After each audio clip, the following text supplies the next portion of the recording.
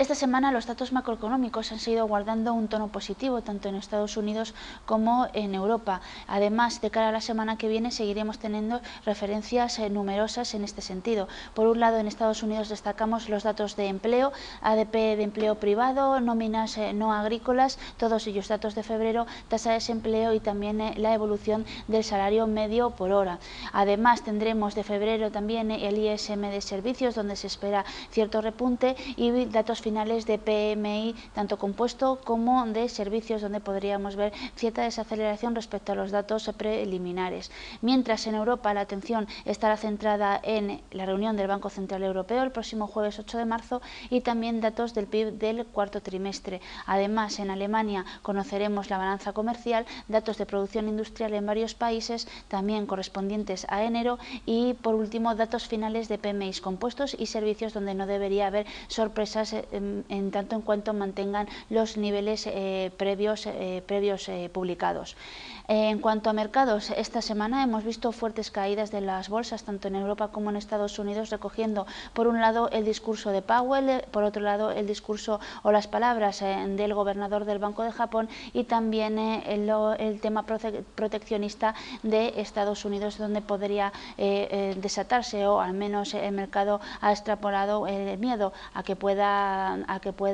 producirse una guerra comercial. Todos esos factores han llevado a los índices, en algunos casos a mínimos, a zona de mínimos, como es el caso del IBEX, o en otros muy cercanos, como es el Eurostoxx, que está tan solo a un 2%. Dado esto, el discurso de Powell en un principio fue algo más hawkish en su primera comparecencia, pero luego en la comparecencia ante el Senado sí que es cierto que lo suavizó, y por tanto pues el mercado lo que hizo fue relajarse un poco más después de haber visto en esa primera comparecencia de Powell un repunte de la TIR a 10 años americana hasta niveles de 2,90, para luego moderarse hasta la zona de 2,80. Luego, por otro lado, las palabras del gobernador del Banco de Japón han anticipado que en cuanto los niveles de inflación se vayan acercando al objetivo, comenzará la normalización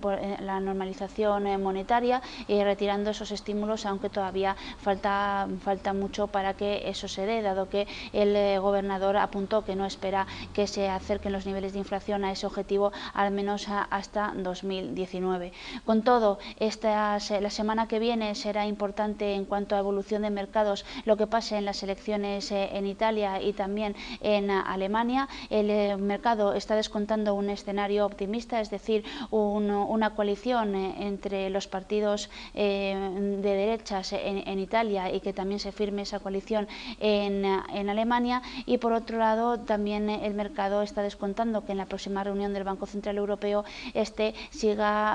pueda cambiar el forward guidance, es decir, que lo vaya haciendo más neutral, siendo ese un primer paso hacia la normalización de la política monetaria, en tanto en cuanto esa postura viene apoyada por el crecimiento económico que se está dando en la eurozona. En el corto plazo, el principal riesgo para que haya una cierta continuidad en las caídas que hemos visto esta semana estaría en que no se dé ese escenario en las elecciones en Italia o en Alemania, o por otro lado que el Banco Central Europeo pues dé un mensaje algo más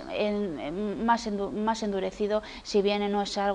un escenario que nos estemos planteando. La temporada de resultados ha terminado. En España ha sido mixta, en Estados Unidos y Europa el tono ha sido mucho más positivo, y ahora los mercados, además de estas dos citas que hemos destacado de la reunión del Banco Central Europeo y las elecciones en Italia y Alemania, seguirá estando pendiente de cómo vayan evolucionando los datos macroeconómicos.